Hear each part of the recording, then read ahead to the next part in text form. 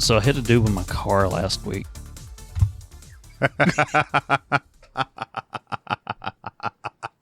Not what I was expecting to hear. I'm not going to lie. It was satisfying. Like you ever be driving down the road and you just see a pedestrian, you're like, I'm gonna run this motherfucker over.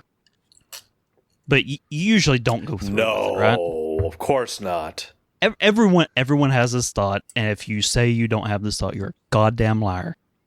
It's not. But it's most not of us don't follow through. It's other drivers. No, I have a box of dollar store hammers that I throw at other drivers.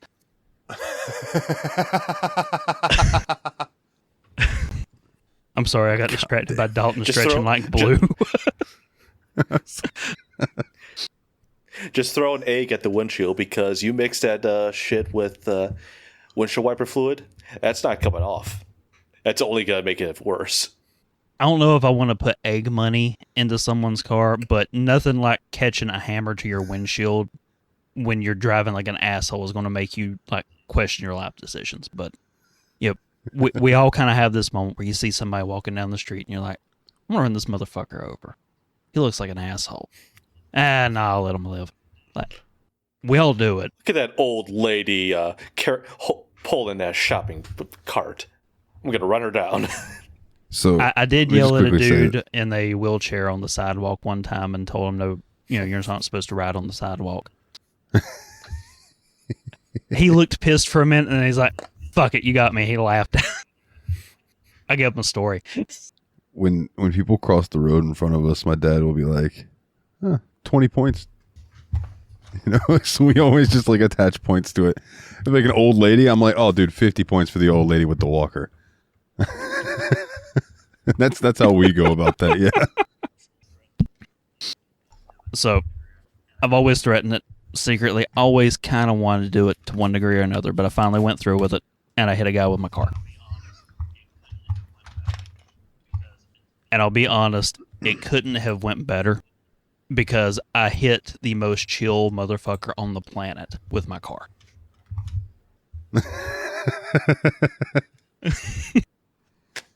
Now, I didn't start off my day planning this. It just kind of happened. I was backing out of a parking space. I looked to the left, I looked to the right, pop it into gear, and as soon as I touch the gas, I see him in my rear view. He had managed to walk through in my blind spot on the head turn, and I'm like, someone needs to learn a life lesson. Bump! So I hit the dude with my car. My wife's now freaking out. I throw it into park. I hop out. I'm like, dude, are you okay? You okay? And he's like, oh yeah, I'm fine. I'm sorry. What? He apologizes to me for getting hit. He didn't walk behind you. He's like, I should have been paying attention. He was walking through, playing on his phone, not looking anywhere. I bump him with the car. He apologizes to me. And I said, are you sure you're all right? Because I'm thinking, like, I'm going to cash one of them in. I'm thinking I've knocked the dude retarded at this point.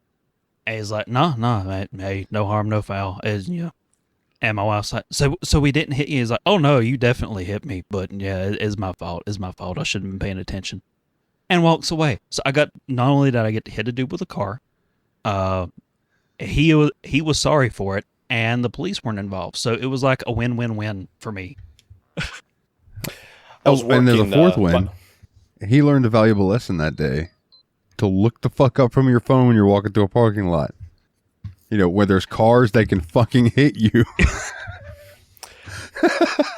So he was a younger dude, so what I want to believe in my heart was I hit a lower age Zoomer who is so socially terrified of human interaction that the idea of having to talk to me any longer was more horrifying than his broken femur that he was limping away on. That's what I want to pretend was actually going on.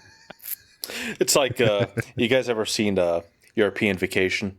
Been a long time. But it's been a long time. The scene when Chevy Chase hits Eric Idle, and Eric Idle's like, no, it's completely my fault. It's like, are you sure? I mean, your leg is completely broken. You seem to have ripped a major artery in your arm. It's like, oh no, it's fine. I'll get this looked at. I do remember that because everybody's nice to him because he's an American. Yeah. Wasn't that one See how that with plays Hey now. Kids, Big Band? Parliament. Yes, it was. Been forever since I've seen the vacation movies. I think that's one of the worst movies ever. I did not laugh once. Terrible movie. You're keeping enough of a poker face. I Yeah, I kind know. of believe you. I'm like, I can't tell if he's joking or not. Oh, I ain't joking. That is a terrible movie. I mean, Chevy Chase is a dick. Yes, he is. But he's an entertaining one usually. It depends on the movie. The other vacation movies, he's a fantastic dick. Caddyshack, same thing. A wonderful dick. I need those sound bites, please. I need Jeff saying fantastic dick, and I need Jeff saying wonderful dick. And then we Please can and thank you. And then we can put it into the Discord soundboard. Noted. Jeff, fantastic dick. Might be our stinger. Fantastic dick. Tremendous dick. The best dick. Well, there you go. Now we can have Dalton say it. Clip Dalton. It's a compilation of us talking about dick. Well, I'm glad you didn't get arrested, sir. But I keep joking about it ever since, and my wife keeps getting more and more pissed about it. Like, that's not funny. You hit a man with the car. I'm like, and got away with it. I got away with it. Shut the fuck up, Dane. That makes me. When I worked at Harvey's a long time, I couldn't do this now. My knees, my back couldn't handle it. When I was a young spry, like 19, 20, I'm going out to go get carts, and coming through the parking lot is this person just looking at their phone while driving through the parking lot in their little like Firebird Camaro, whatever it was a real low to the ground car. And as I started walking in front of them, they just kept coming. So I stepped up on the hood and just continued to walk across the hood because they weren't driving fast. Yes, they were, but they kept coming. So I just walked, and the guy looked at me and was like, "What the fuck?" And I looked at him and was like, "Would you have rather run me over?" Or me run you over. And he didn't say shit, and he just shook his head and drove off. I don't know if he was gonna come shop and then said fuck it because I did that, or if he was leaving or what, but I was just like, what? I went in there, I went inside, and my boss Anthony had watched the whole thing, and he goes, "That was one of the damnedest things I've ever seen." I miss Anthony. That was one of my favorite bot managers. He was It reminded me of a story. It's almost the same exact something similar. I was out fetching carts, and some old guy, in a taxi cab, was like, "Can I park? Am I able to park here while a customer?" Or like he's like waiting for a customer. It's like in the store's fire lane. It's like, sure, fine, if it's only going to be for like a minute or two. The thing about this fire lane is it's like 150 feet long. So he pulls forward a little bit, and I'm just like, okay. So I look to my right, and then I just happened to be like turned to my left at the last second as the guy was reversing into me. I'm just like, what the fuck? I jumped out of the way at the last second, but literally it's like, you knew I was right behind you. What the fuck are you doing, you stupid old Indian man? I don't know why, but I thought you were going to be like, I told him he could park in the fire lane, and then I turned around and the store was ablaze. Then I had to go be like, "Sir, you got to move." No, very compliment. Sir, I take it back. We're going to be needing the fire lane right now. Sorry for the inconvenience. There actually was a, I want to say fire, but it's just like, well, someone threw a cigarette in one of our parking lot islands, whatever you like to call those things. It's covered with mulch. Well, it caught fire. So Dude, it's just one of those things. Just like you look outside, it's like, huh. All right, where are the floral buckets? I'll fill them with water. We used to keep a bottle of water by our front area because of how many people didn't put their fucking cigarettes out before they put it into the cigarette butt bin thing. So they would just be smoking on it and then throw it in there, and then suddenly the front of the store smelled awful because the thing was on fire. So we had to take this big bottle of water and go pour water in it. It happened at least once a week, once every 2 weeks. It was fucking so annoying. It's something similar. We used to have this is my current job. They were those plastic smokers things. You know, you throw your cigarettes in them. Yeah, that's what I'm talking about. Yeah, those. There's a reason why we no longer have plastic and we have metal because they melted. Yeah, dude, fuck that. Put your cigarette out for you. It's like if you're gonna throw a drink away and you're able to pour it out first, please. For fuck's sake, people of the world. I mean, don't common sense people to like twist them to like get the cherry out, yeah, and then step on it, put it out, and then that's what you're supposed to do. I love how you're preaching consideration, and I had beef with a local grocery store and would save empty meat packs in the fridge until they got nice and ripe, and then go and throw it away in the trash cans right next to their front door on either side of the entrances for like 6 months. The funny thing I think is, I actually told that story. I was going to say, the funny thing is, it was beef. Beef and chicken, turkey one time. I think I might have told you about it on the show. Do you remember when I told you about the incident at the grocery store where the cops got called? I believe so. Didn't you say you left before the cops got there? Oh, no, the cops actually did show up because my wife was the one that called them. Oh, All right. Some fucking manager had like a chip on his shoulder and was talking shit, and my wife can't let it go. She's like, "Excuse me, what'd you say?" And then he just like freaks out and starts yelling and cussing, scares the kid. And we're like, yeah, we're going to go find the store manager and we're going to call the cops. Yeah, I mean, at that point, I don't blame you, especially if they just freak, like to the point that your kid's freaking out. I think that's a problem. Scared my daughter half to death. Which, you know, when you see me, I'm very pigeon-chested. I'm not an intimidating dude. But whenever I'm wearing my leather jacket, I'll look a hell of a lot bigger than I really am. And when I got in the dude's face and told him, back the fuck off now. Honestly, a fair fight, he probably could have took me. I would not have let it be a fair fight. No, absolutely not. Rip that fucker's balls off. But go for the balls. Go for the that's eyes. when he put a lot of distance between me and him, but he didn't stop yelling. Disorient him and slap his ears. Go for the eyes, boo. Go for the eyes. Now, Big Dick Brandon's favorite threat was always, if you keep doing that, I'm going to punch you in the throat. And now that I've told you that, I'll do it twice if you have the nerve to look surprised. And he only had to follow through with that threat once. He actually did it on base when he was in the Marines. There was some asshole playing with a piece of wire and kept whacking him in the hand. He's like, if you hit me with that one more time, I'm going to punch you in the throat. Dude hits him, and he just, right across the mess hall table, pops him right in the throat, stands up and goes to take his tray. And the staff sergeant on duty comes over there, is like, done. That's the funniest goddamn thing I've ever seen in my life. Some people are just asking for it, dude. But the Master Guns was watching. He also thinks that was the funniest goddamn thing he's seen in his life. But you need to walk away and pretend that you've been reprimanded formally. But know that we're all proud of you. Good job defending yourself. Now go sulk in the corner like I just yelled at you. That's the equivalent of, I'm going to whack the bed with this belt, and if your mom asks, you need to be real sad. You hear me? Now yell like you mean it.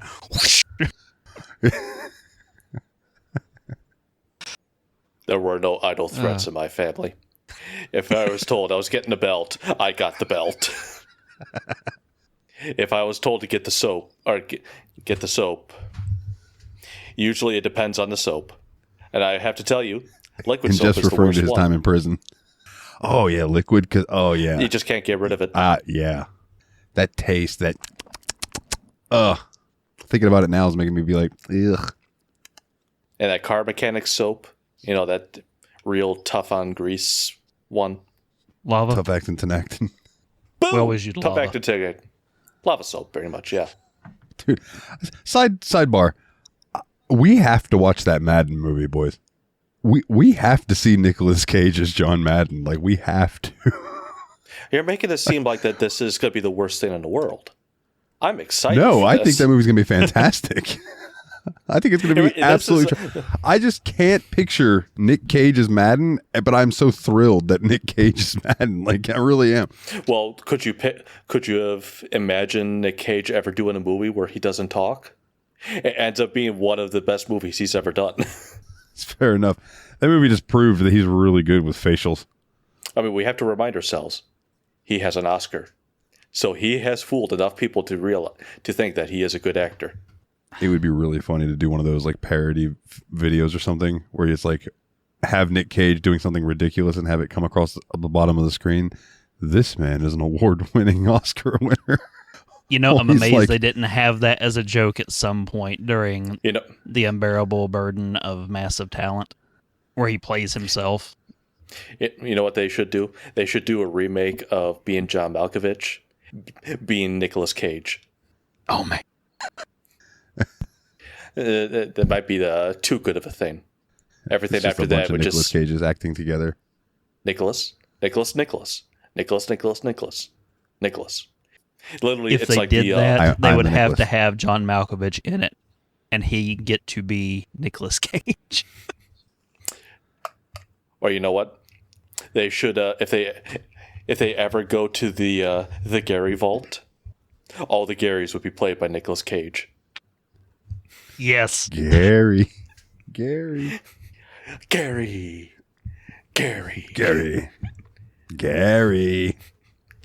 That is the only bit from modern Fallout games that I absolutely loved. Like, just unabashedly. I love reading about Fallout lore and the vault lores, dude. There's some fucked up vaults. Oh yes. Dude, if you want to We'll get crash there in one nuclear day. physics, read the manual for Fallout 1. I learned more how Really? nuclear weapons actually work in that manual than I learned in school. I have a digital version of that manual from GOG, so I can actually do this after we're done recording. Like, no joke, it is worth the read. And as we're talking about this, Chandra that we mentioned earlier just popped up on my Steam thing saying they're playing Fallout 4. Hell yes. And no The account. fuck are the odds of that? Hot take. Even though I think everyone knows this about at this point, Fallout 4 better than New Vegas. You listen. I know why you say that, so I don't give you grief about it, but I do disagree. Oh, I say it just because I know it pisses people off. Well, that and you played You it on wanna know what'll PlayStation piss 'em 3, off even which is more? where I first played it.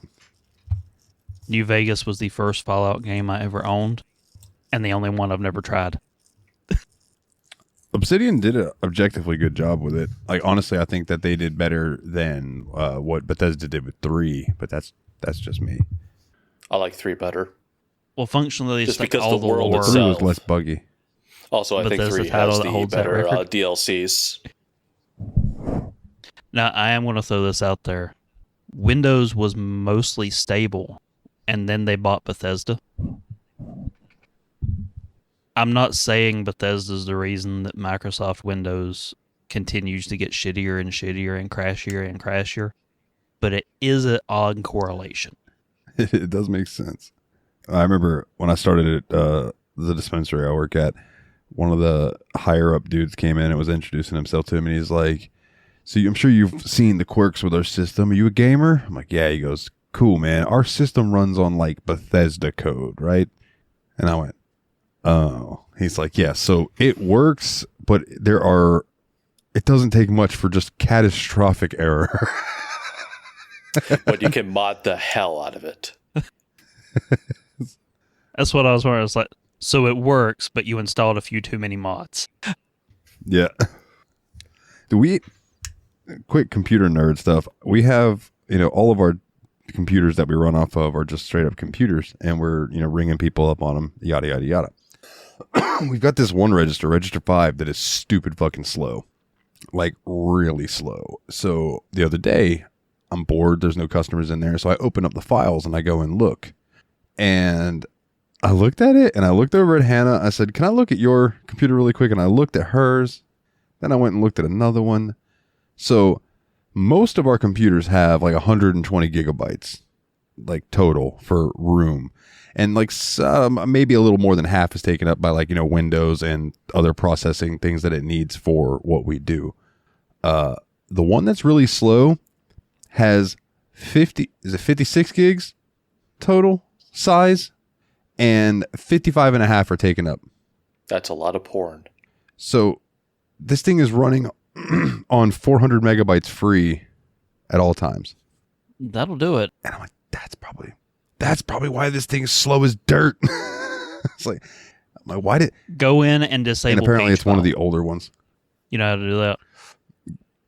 I do, but I don't know if the overlords that can see everything we do on the computers would appreciate me going in and turning off page file. All right, here's the thing. All page file is, and you can get the manager to clear this easy, is virtual RAM for it to dump the contents of RAM onto the disk to free up RAM. And the act of moving it back and forth when you have low memory on your actual C drive is what's killing the performance. You don't need it. Unless this thing is like a potato that's running on 2 gigs or less of RAM, you don't need it. Well, I can look because it's out of the 6 registers that we have, 3 of them are newer models and 3 of them are years and years old. And this is one of the ones that's super old. So I'll look into it though, because if that's something that I can do to help it out, then I will, because goddamn, that register takes forever to do anything. But yeah, just it made me the Bethesda code. Well, speaking of the fact that Bethesda has the biggest bugs, welcome to Dane and Jeff's Media Dump. I'm your host, Mr. L. Dane Puzzles Esquire, Mr. Puzzles Short, Dane for shorter, and with me, as always, we named the fucking show after him. He's a grumpy duck. 2 shows after Mr. me. Grumpy Jeff. Oh yeah, 2 shows, but one's on hiatus, which is looking more and more permanent as the time goes on. Jeff, how you doing? I tried to think of something clever to say, but I can't think of anything. Well, not all of us can hit a dude with their car in a week. This is true. And with me, as usual, our resident permanent guest host, the poster child for why they call it dope, the Steam Machine, Dalton himself. How's it going, Dalton? Hey, it's going well, man. It's going well. Completely, yeah. Perfect example of why they call it dope. I had something to say and I forgot. Because I was thinking about Jeff not having anything to say. Gotta love it, dude. Yeah. I'm doing well. Man, I did not fight in Vietnam to deal with this bullshit. That's one of my favorite TV jokes of all time, dude. No, it was Grumpy Jeff's. So it's funny that me and Ryan wanted to do a wrestling podcast before we started Steam Machine, and it was going to be called Super Nerd Wrestling. And we had shirts made and all this kind of stuff. Never panned out. And you and I started Grumpy Jeff's. We did a few episodes. Hiatus. Hasn't panned out. I'm at work the other day, and my buddy Matt that I work with, big wrestling fan, and he's like, Dalton, man, you got the equipment and the experience. I've got my streaming equipment. When are we going to do a wrestling podcast and talk about some wrestling, man? And in my head, I just went, I mean, 3rd time's the charm, right? But I told him, I was like, we'll talk about it, we'll figure it out. And I'm just thinking in my head, like, if I have the time, I'd be cool with it. But finding time these days is becoming harder and harder. Like I just put the report on hiatus. Mick, you're right. We need to watch The Simpsons. We'll get right on it. All right, Dalton, I think continue. for Spooktember, we should do an episode of Treehouse of Horror on top of whatever movie we're doing. Spoilers. I'd be cool with Treehouse of Horror. We've been talking about Treehouse of Horrors. And even Jeff was like, ooh, I like the sound. Yeah. We all like Treehouse of Horrors. It's like Daddy always said, no use beating a dead whore. Man, so on watching drop frames around the Halloween episode last year, or no, year before, JP made the joke that him and Zeke, because Ko wasn't there, should dress up as a horse. JP will be the head, and Zeke can be the butt of the horse. And then when they did the actual Halloween episode, JP is dressed like the head of a horse, and Zeke is in like pink hair, really ridiculous makeup, like a little strap dress and everything. And he goes, "Oh, I thought you said butt ugly whores. Oh, you said butt of a horse." So that was the tremendous. context behind that picture you posted. Yes, that was the context behind the picture that you turned into an emote and a sticker. God damn. Yeah, that picture of Zeke, like, it just makes me laugh so hard. Oh, How are you, Dane? I hit a dude with the car and got away with it. I'm fucking great. Man. I've been fighting with the laptop because the battery's dead. But other than that, I've probably sunk another 80 hours or so into Dwarf Fortress. And funnily enough, troglodytes keep sneaking into the fort and fucking with my shit. I did snag that DF hack that you told me to look into. So I need to take a night and check that out. There are a lot of things in that are super tempting to not use. Like, you can click on a dwarf and then pull up the DF hack menu and type in make-legendary space all, and it has legendary skills in every possible category. So now you've just got the Ubermensch of dwarves. Here's the way I play games like that. I would take all of my starting dwarfs and do that with them, and then just see what happens from there, and let their lineages and see what happens through the lineages. Does it carry on? Do they create really stupid kids? Like, let's see. Oh, their kids are still just fucking idiots. But you can do shit like highlight from one corner of the map to the other with the mining, and then just strip mine by, dig now. And it just It gives you everything. But anything that they consider a god mode ability in the tags will be labeled Armok. So you can actually go into the settings and turn off all of the god mode scripts and utilities that it has. So you just get like the extra bug fixes and quality of life issue things. Like my favorite one is Auto Butcher.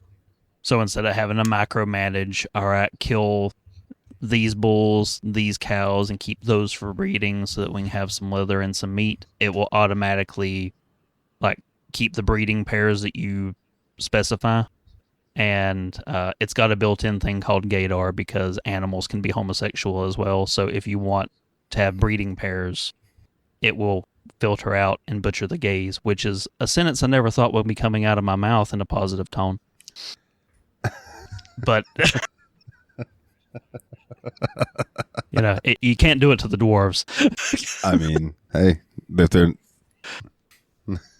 it's not bigotry, it's business. I fucking enjoyed that boat murder video that you sent me so much that I am just so intrigued by what can happen in this game.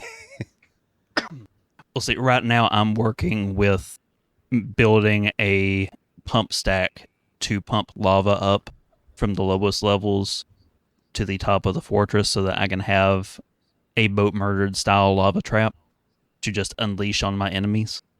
Because I'm getting ready to start stirring up shit with the goblins who live like half a day to the east. And I want to be able to deal with them in very spectacular fashion. Well, if you've got a dwarf with a broken leg, be sure that no one takes your horses, because that's a long walk, and he's probably going to trip and fall and bust his leg and then have to drink some opium and then crawl for a while. Yeah, you want to avoid all of that, and you don't want to get assaulted by the troglodytes either, so you got to be careful. That's oddly specific. Dalton, is there something you need to tell us? Did something happen to you last week? Yes, I was walking through the woods and I came upon a cannibalistic tribe of troglodytes that lived in a cave up on a hill. But on hanging the out plus with side, Captain Spaulding got out again. with my life. But on the plus side, you found their woods porn. I did find their woods porn. It was a lot of clothed women. I found it to be very odd. I guess they're used to nudity, so they I was need going to say, something it's not different. even that. It's just like Just a bunch of skulls. That's right. These skulls are arranged to look like a butt. Skeet, skeet. I'm sorry, but how do people who don't bathe get so much head? They decapitate it, and they can have all the head they want, I suppose. Oh, I was just going to say, some people like the taste. I'm ready, Captain. all right. Well, this week for Ha Ha Dalton Found an Error, or more recently redubbed Ha Ha Dalton Made an Error. I didn't see us get called out for anything, so I'm calling it. We were error-free last episode. Yeet! Yeah. Apart from Fenny not happy that we didn't make the a pun, and I'm just like, hey, we're a tangent podcast, not a pun podcast. We like our tangents. Now, all that said, I do plan on making a deal with the Grim Reaper when my time comes, so that when my daughter inevitably says by my deathbed, I'm going to miss him so much, I'm going to aggravate the shit out of Death himself so that he will let me come back just to shut me up so I can go, I'm going to miss me so much, I'm dad, and die again. I was just thinking what happened with SpongeBob and Davy Jones. I only had him for 20 seconds, and he just nonstop talking, Barnacle Boy this, and Mermaid Man that. And then he's just like, he's your problem. I need a tailor. Because I ripped my pants.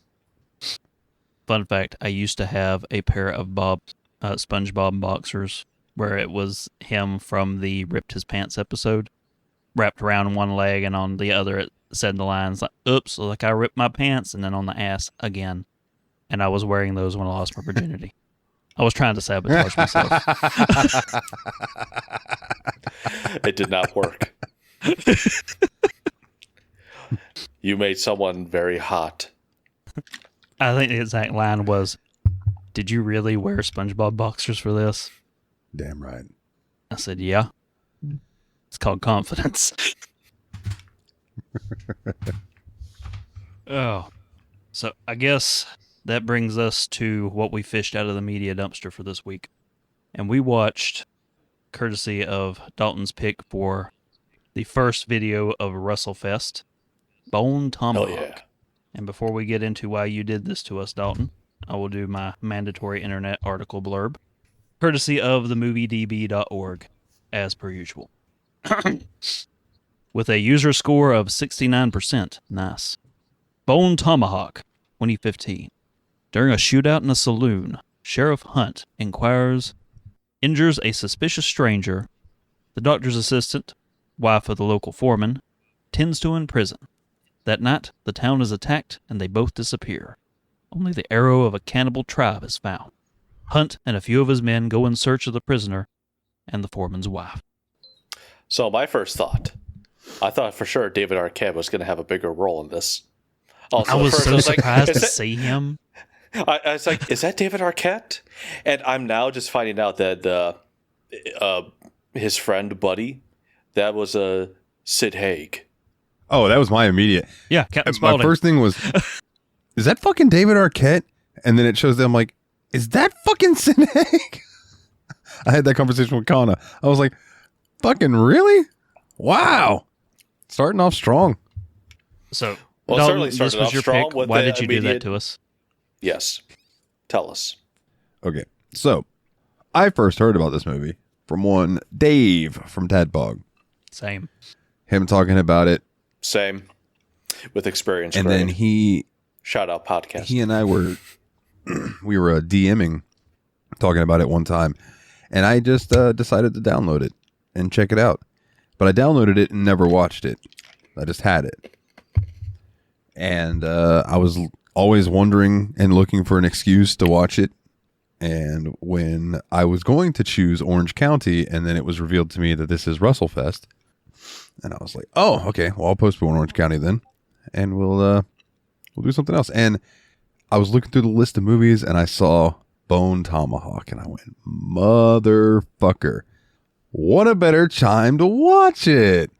So, my first entry into WrestleFest was Bone Tomahawk.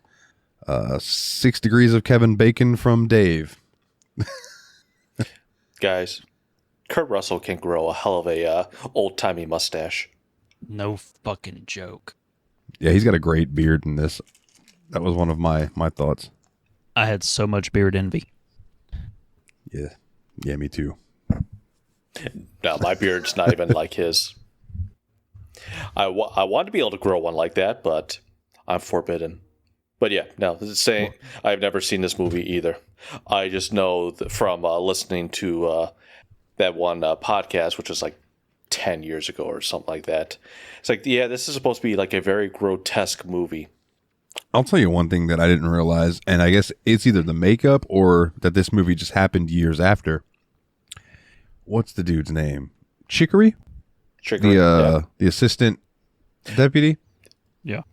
That's the fucking dad from the Step Brothers movie. Richard Jenkins. I didn't realize that until I was looking at the cast after I'd seen the movie, and I was like, wow, I didn't even recognize him. And Bruder is Racer X. I'd forgot that he was Racer X in that movie. And then we have Patrick Wilson as Arthur, who is the dude that I'm always like, is that Chris Pratt? No, it's not Chris Pratt. That's that other guy that looks like Chris Pratt. It's that guy from the Conjuring movies. Now, don't cut him short. That's where I know him from. Too. Yeah, he's an Aquaman. He's Dalton. No, or his son's name is Dalton. One of the two in The Conjuring. That's right. That's where I know him from. And that's... No, not in The Conjuring. He's from Insidious. That's what he's. That's what he was. And in. Ray Finkel's in this movie. Is he? Her, Lois Einhorn. She's the mayor's wife. How about that? So Lorna this movie Hunt. is stacked with people that's just like, oh, you're the guy or you're the woman, and Kurt Russell. Yes. The thing that blew me away, just watching this film after the fact, I found out this was the dude's first movie that he directed. Guy named S. Craig Zahler, and I'm trying to hold on. Go ahead. I'm just reading something. Well, the other thing that I've heard that his other movies that are set in more contemporary time periods come off really, really stilted. I haven't watched them to be able to confirm that myself, but maybe it's just because of the time period that this was set in. While the dialogue in this movie was very much not the way normal humans would talk, such as my favorite quote, the "What are you doing in my breakfast?" What are you doing in my breakfast? Well, to be fair, I would ask the same question if someone was in my breakfast.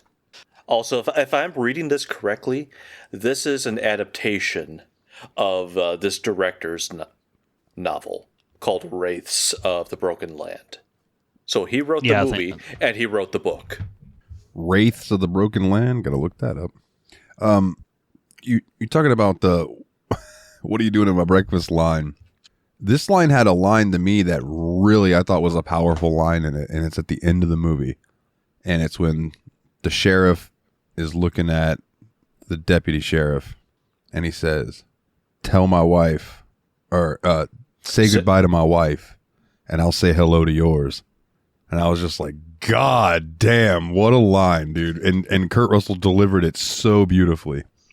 I will say, him killing Boar's Tusk, that was pretty awesome. See, I love how that's the line that sticks with you, and the one that stuck with me is, of course I'm the smartest one here. You're married, you're a widower. Smart men don't get married. And the way that just breaks the tension, because Chicory goes, well, and just laughs. That's because none of them want you. God, I loved Chicory. I liked a lot of the characters. I thought for sure that Arthur, the man whose wife gets kidnapped and the guy who's got the fucked up leg, I thought for sure he was going to die. I thought that he was a red herring, and that when they left him, that was the last we were going to see of him. No, I didn't think the movie's not that clever. I knew that it's just like, okay, he has a broken leg for a reason. They're not going to kill him off so quickly. Even though by the time they abandoned him, it was like... Yeah, me neither. I figured it would be braggadocious homeboy. Brooder. Yeah, but he eats it. I think dude. he only got one. I'm Yeah, trying to Brooder think. only got one. Russell got Russell got the At most least 3. because he got the 3 at the end. He got the chief. You assume he got the 3 at the end. Well, we're led to believe just because it's just I'm taking. No, go ahead, Jeff. no, it's just because that you're led to believe that he did because you hear 3 gunshots and Chicory just smiles. Just to quickly say, listeners, if we're talking over one another, it's because Discord's being slightly laggy tonight for all 3 of us. So, I like to take the happy thought at the end that viewers. the viewers, excuse me, Get the bit right. view with your ears, listen with your eyes. You gotta, but yeah, I like to think that those were him popping the last 3 that came running in. That was the end of it. Them walking by okay, both of you have seen X-Files, correct? Are we all we know X-Files? Jeff never seen X-Files? I know X-Files. Really? I never watched it. Okay. Well, that might be something I bring up sometime then. We just do a couple episodes from that because I think that there are some that are really good. One of them, this movie reminded me of towards the end. So when they walk past the 2 women, you guys remember what I'm talking about? Where there's Which the was 2 50 Shades of just fucked up. torsos. Yeah, just 2 torsos with their eyes not even gouged out, had spikes through them. And they were literally there to breed because they were pregnant as fuck and Let me very, ask very you, fucked up. were they very... Did they actually like look at them, or is it the camera kind of... Was it off to the side? Because I'm thinking that it's quite possible the movie I watched was somewhat edited to keep the gore down to a minimum. Like, for example, the guy get ripped in half. Did they show him like completely ripped in half, or did it go about halfway to the torso and then it pulls away? They pulled away. It Okay. shows up to a point, and then they kind of pull away from it. So it's probably a case of when people talk about it, it's more the impact that the violence leaves. Mm-hmm. Because looking at the pregnant women, they were I couldn't really tell what they were. I mean, I have to assume that they were the pregnant females, and reading Wikipedia, that's exactly what it says. That's what they are. But looking at them, it's just like you couldn't tell what they were. Oh, in my version, you definitely, or whatever me and Kana watched, you could absolutely tell, because you could see their faces with the Okay. spikes in them, and then Yeah, you could see so titties and the belly. I did not see that. And then in the version we watched too, the hacking scene. So let's just go ahead and talk about that. Dude gets cut in half in this movie, like brutally. Take first. Starting at your cock and balls. Yeah. So they chop, and then like they cut to Kurt Russell's face, and then they cut back as 2 of the dudes grab his legs and just pull him in half, and then like guts and stuff just spill out real quick. But again, it's not like focused on. Like none of the violence in this movie gets like focused on. It just fucking happens. You know what I mean? We talked about that a little bit earlier, and that was one of those scenes where they ripped him in half, and then it cut to a scene a little bit later, and one of those troglodyte dudes is in the cave walking around looking at the prisoners, and he's just got like a leg. Yeah, and he's just munching like an eating it. Just so, but yeah, it definitely showed dude get pulled in half, and they do stop for a second looking at the pregnant women because the guy glances over at them, and then just kind of like shakes his head, and then kind of like just ushers the girl and the older man on. That's how it was. I didn't know if they zoomed in to allow you to look at them. Oh no! Didn't But really my eyes were linger just drawn on to for it. a lot of time, and it was also dark. Yeah, And where they're kind of covered in dirt and ash or whatever it is, they kind of blend in with the cave wall.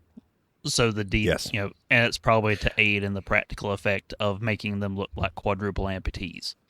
all I could tell you is this is my problem with modern horror movies, because back in the day, it's something like Alien. They tried to scare you with suspense, whereas they're trying to scare you with just grotesque visuals.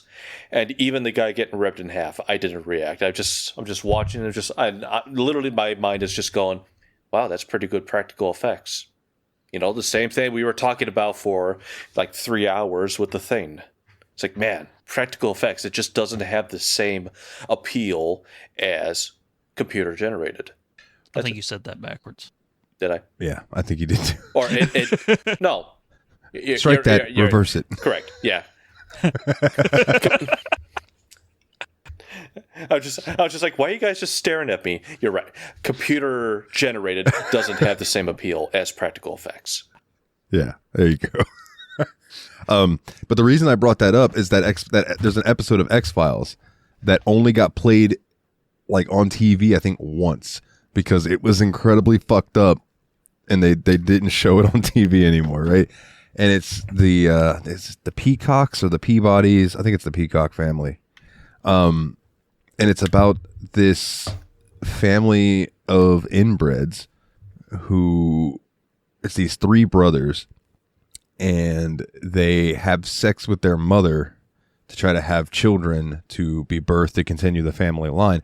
And their mother is a quadriplegic that they keep on like a rolling thing, and they like hide her under the bed.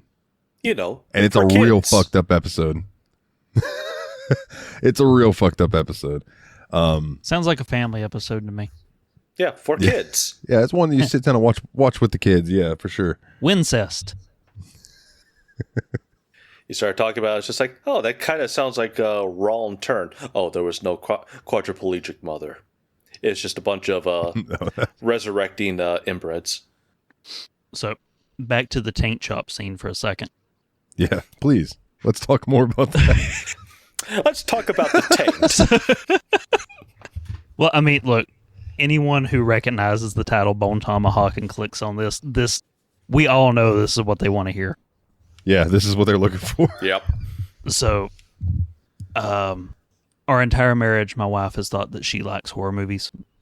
And like every time we would go to Redbox and rent something, she'd pick out a horror movie, and she would either get something that was just not scary at all, or wind up with something that was just gross out, not actually scary.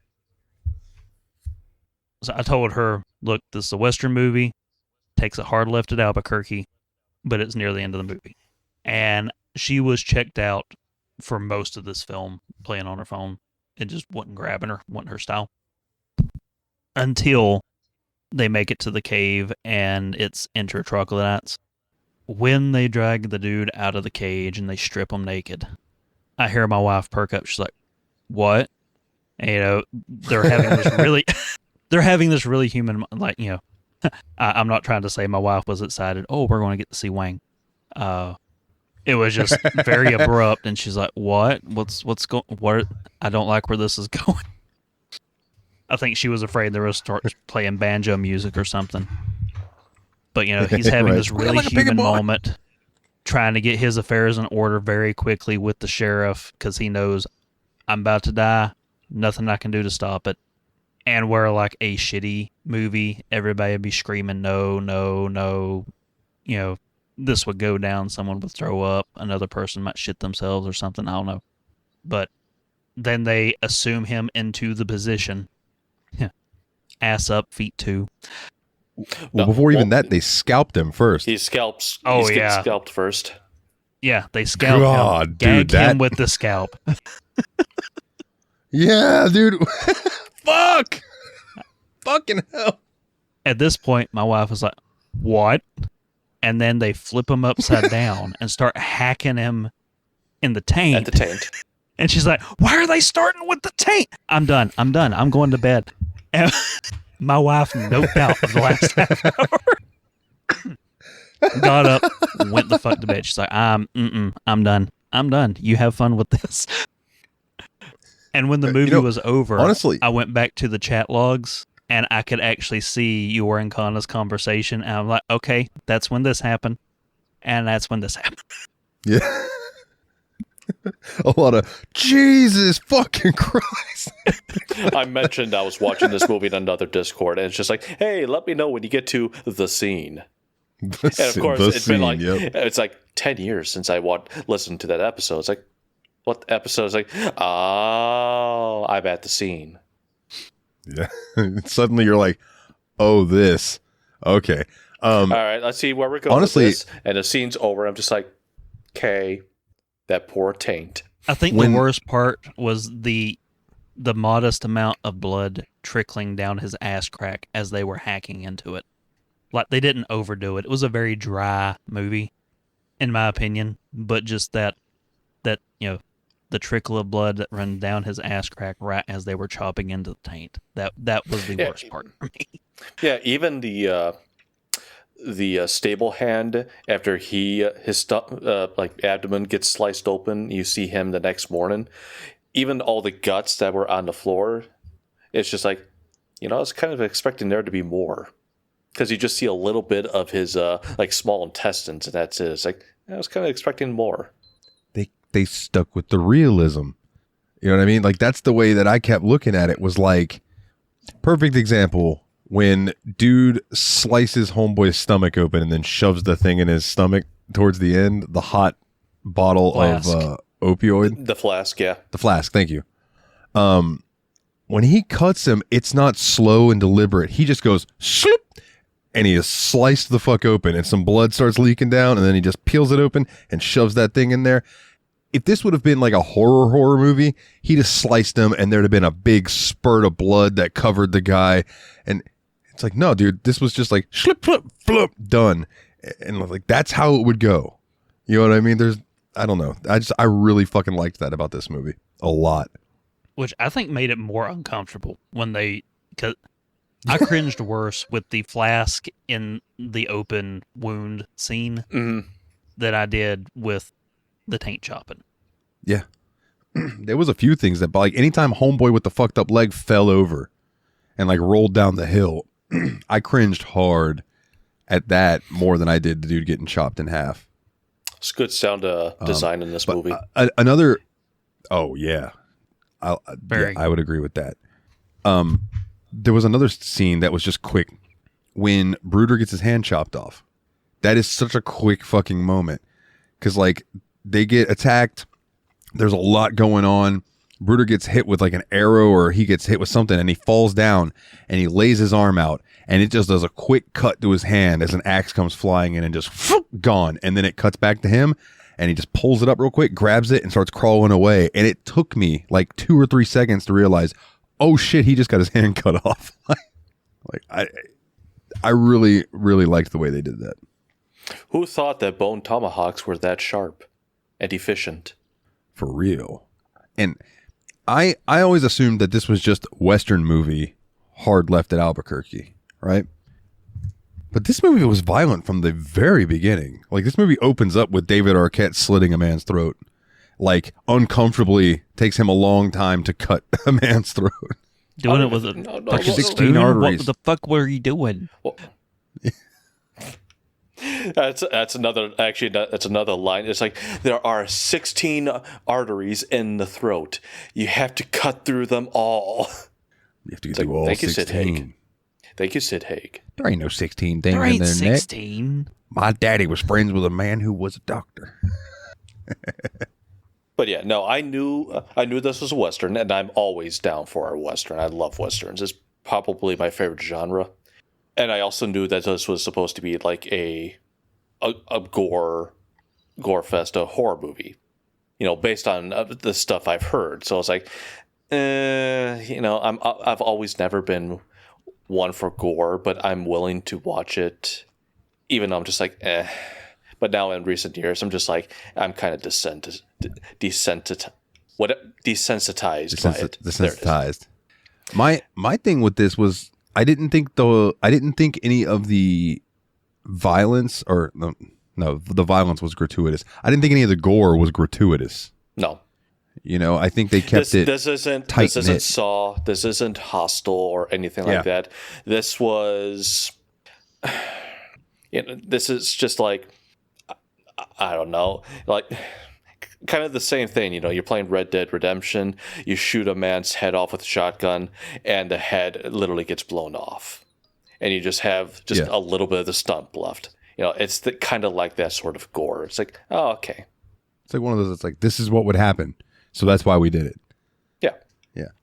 What I think the thing that made it the most horror feeling whenever it actually got to the scene was just the matter of fact, everyday occurrence sort of vibe the troglodytes were giving off, because it wasn't like a vicious, malicious thing. It was just this is how we do it. This is what they do. It's just literally, it's like a butcher working. This is just what we do.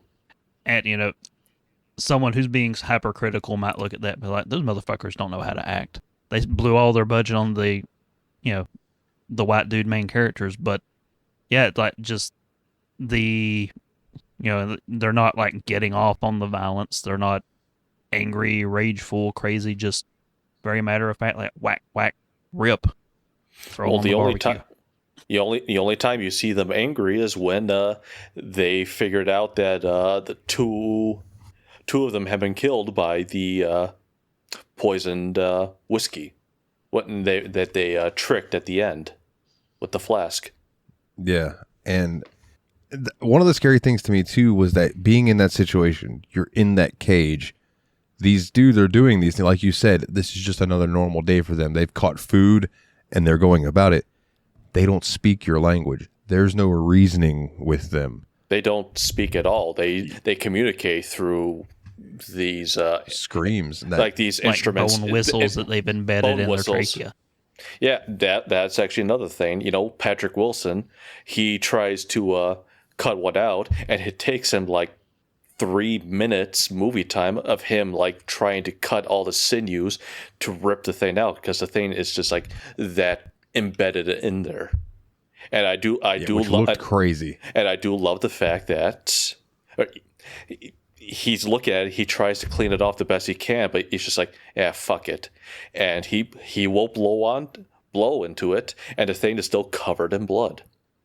And I love it at the end, he's going to kiss his wife. It's just like, maybe not yet. You've had that thing in your mouth, and it's just like, and then he just like takes a handkerchief or something, just wipes it. It's like, good enough, and just. He just quickly like wipes his mouth clean. He's like, oh yeah, sorry. Like, I forgot I was blowing into a dead man's neck thing.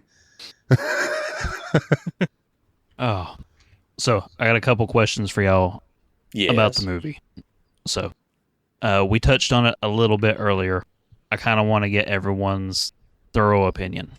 So Kurt Russell at the end stays behind with the repeater. I know, Dalton, you said you want to live in the happy version of events that he got the last 3 troglodytes. So you think that's how it played out for him? I like to think so. In the reality of it, it's questionable. It's kind of like the ending of The Sopranos. Cuts to black. What happened? It's one of those ambiguous endings, but even though I like to think that he survived. We know what happened in Sopranos. Yeah. And that's kind of what I'm getting at is like, I'm pretty sure I know that Tony Soprano got popped right there in the restaurant. So like, I'm thinking he probably now I just like to think that he was accurate and pop, and then that third one came in and then pop. But it could very well be that he missed with those first 2 shots and then shot himself with that last one too. Like there's many different ways they could have gone. So what do you think, Jeff? I'm the same. I think that he was able to pop all 3, just because it's all just based on the facial reactions of Chicory. Richard Jenkins. He just smiles, and that's it. It's just giving you that sense of hope that yes, he did it. You know what I think? He got. I think he waited and waited and waited, and then that survival instinct started itching at him, and he thought, I'm going to try for it. Got towards the door, saw the 2 pregnant torso women, popped them 2, and that alerted the other 3, and he heard their calls, realized there's no way I can do it anymore. And I think the third bullet was himself. But we don't hear the calls, do we? I think he might. I think he could have heard it from deeper in the cave, and that wouldn't have been heard that far away. But you could hear the gunshots. I'm going for darkest timeline. Dane's going to Christopher Nolan, Bone Tomahawk. I want the world where those three think they got away.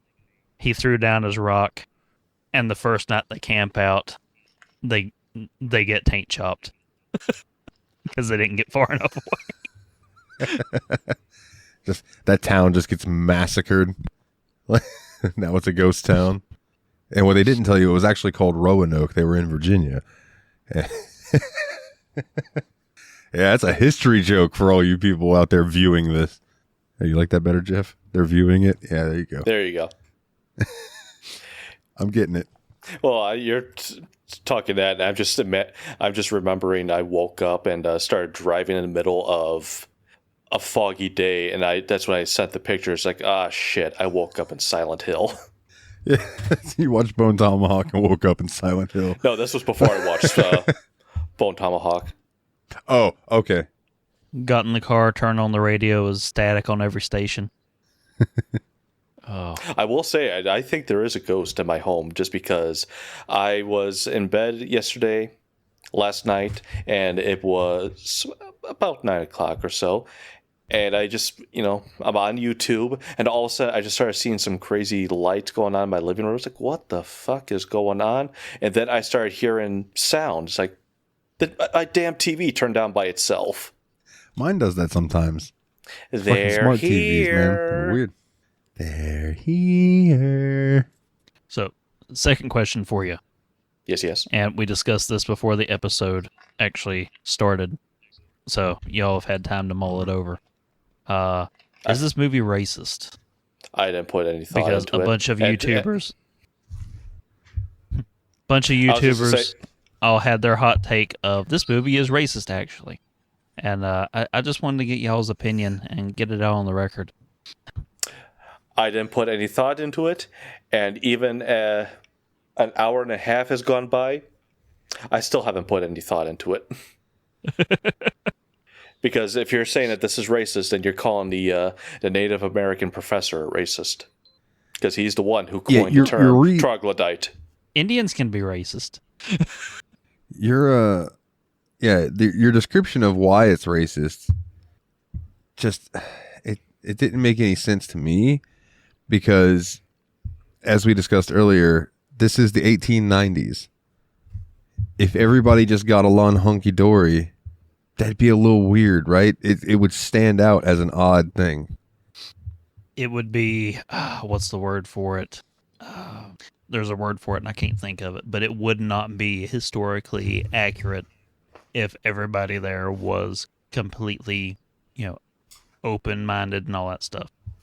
So, I agree with y'all. This is the hot takes that I saw everybody throwing out there, that this movie is racist, actually, and even though they make a point to distinguish between the troglodytes and Native American tribes by having the Native American dude, the professor, say, they are not my people. Well, you need to take us out there. I'm not going. I want to live. Yeah, I don't want to die.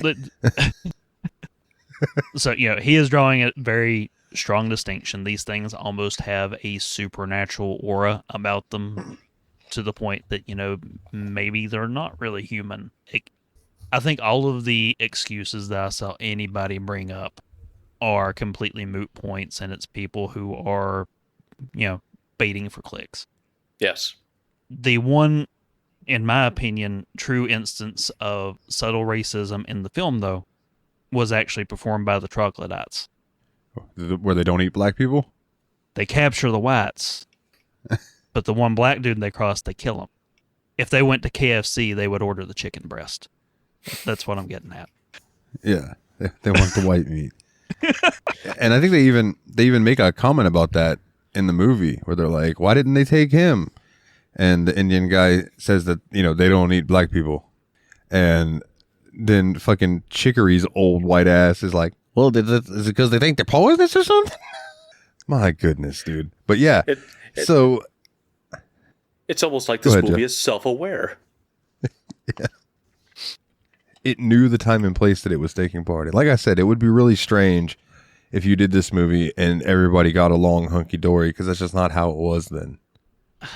Like the most openly racist character has a backstory to explain why he would be that way. Bruder being the one who keeps bragging about all the Indians he shot. And then later in the movie, you find out why they killed his, a tribe killed his mom and was it one sister or sisters? Sisters, I think. And he said that leaves a lasting impression on a 10-year-old. So that gives you insight into the character and why he is the way he is in some respects.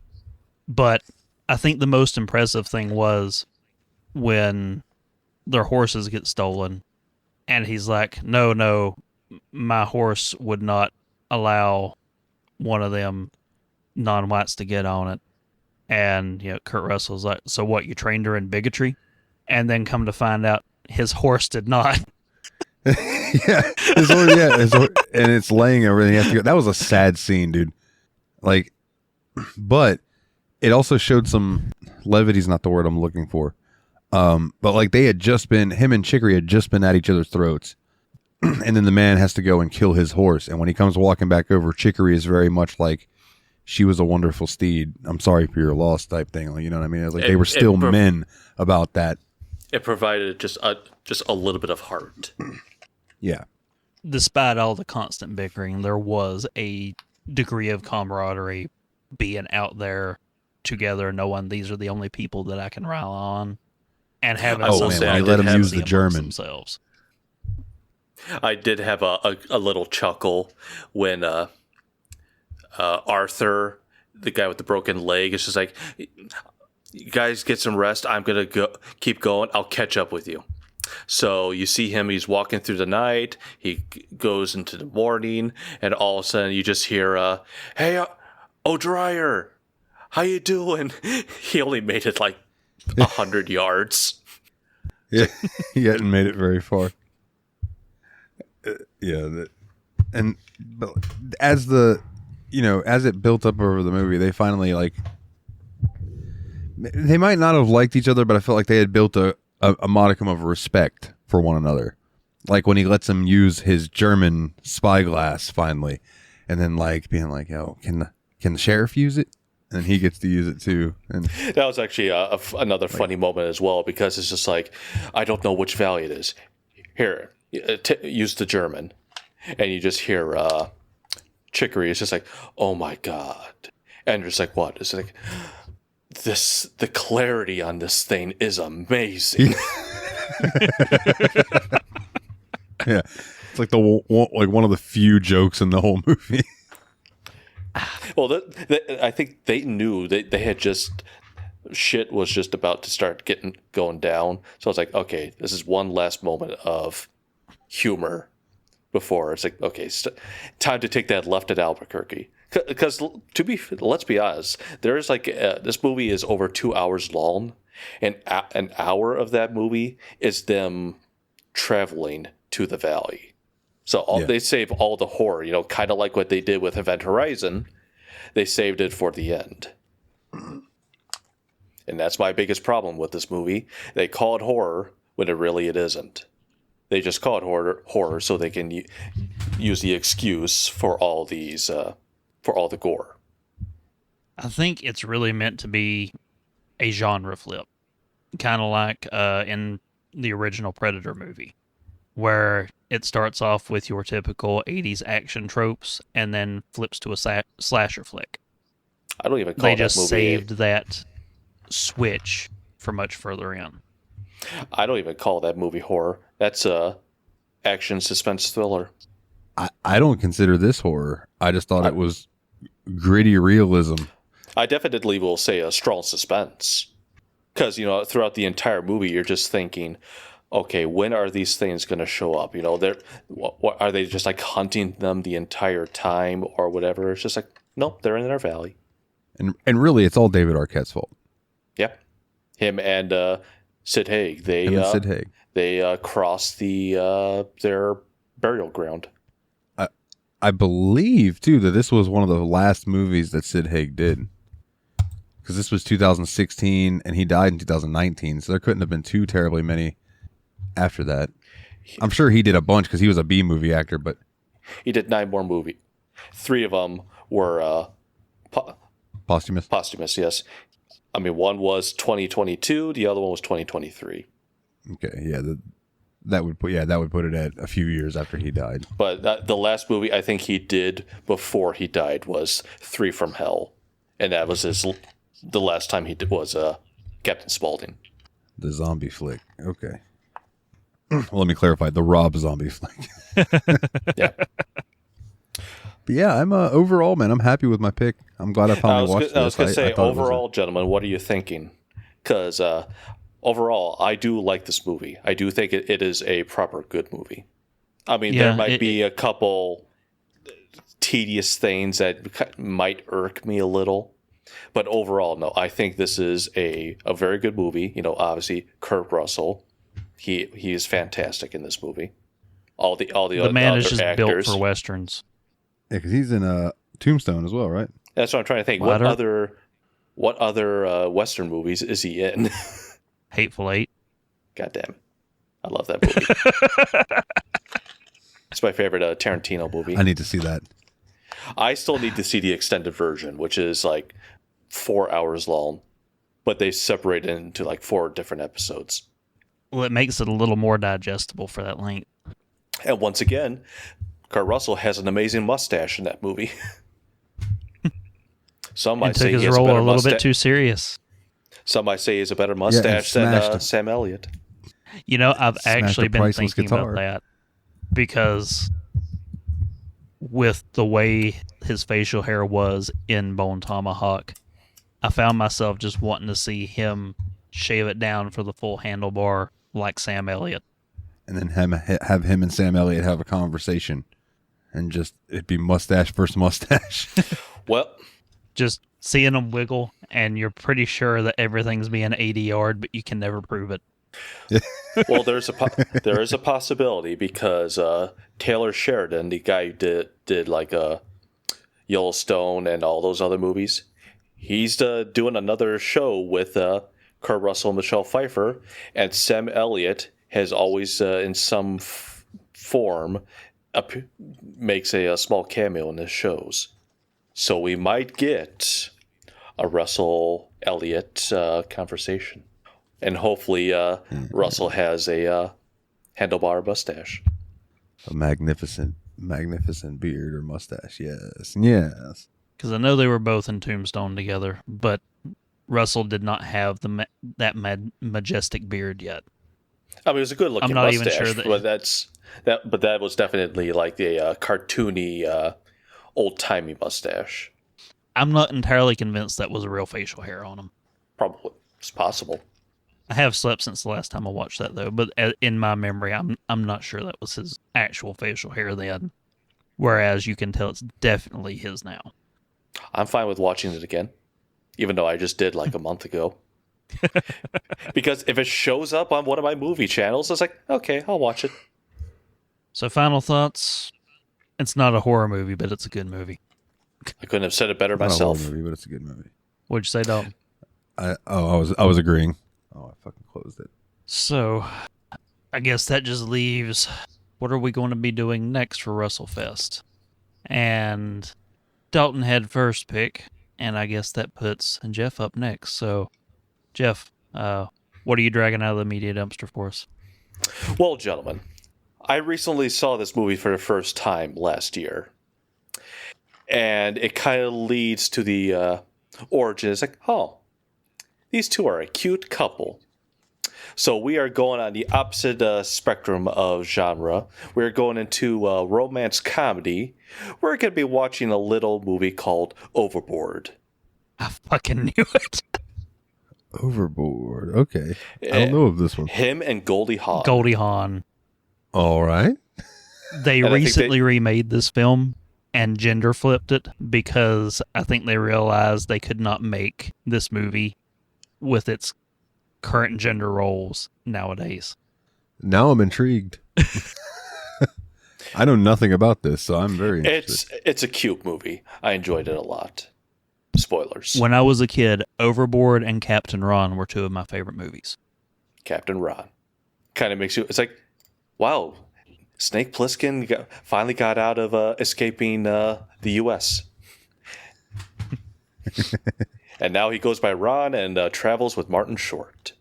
Hell yes. You know, I heard a rumor that they had intended to make a third Escape film, but that it was going to be Escape from Mars. I don't know if that was internet bullshit or not, but in my heart, Snake Plissken had to escape Mars next. In my heart, it's canon. I always love the shout out to him in Metal Gear 2 when Raiden finds Snake and he goes, "What's your name?" And he goes, "Pliskin. Iroquois Pliskin." It's like, oh, I get it. Snake Plissken. I got you. I got what you're putting down, Hideo Kojima. Well, that was inspiration from the original one on the MSX. That's why he gave him the name Snake. It's why Big Boss, even though he looked like Sean Connery, had an eye patch. Fucking fantastic. So, next up, Overboard. Definitely don't want to have just whiplash with this genre change. But yeah, I'm looking forward to it because I love that movie. Me and my wife were talking about it the other day. So, if you have made it this far, bless you. I don't know how you put up with our stuff every week, but I've been Mr. Puzzles. That's been Grumpy Jeff. He's been Steam Machine Dalton. You've been the audience. Thank you so much for listening. Jeff, do you have any wonderful, insightful, deep, and emotionally pulling words to leave these wonderful, wonderful people with? That poor, poor taint. What are you doing in my breakfast?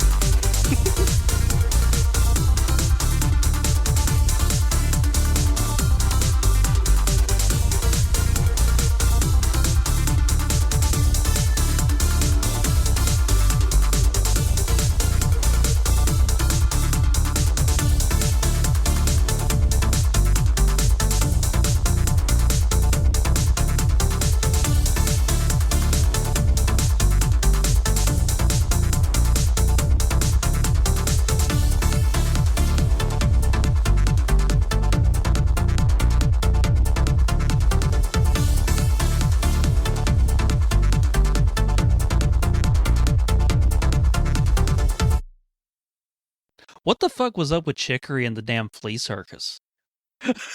Oh yeah, we didn't talk about that on the actual episode. So my thing with that was that he just was searching for hope and the belief that the flea circus was real was helping him hold on to the belief that they might get out of there, if that makes any sort of sense.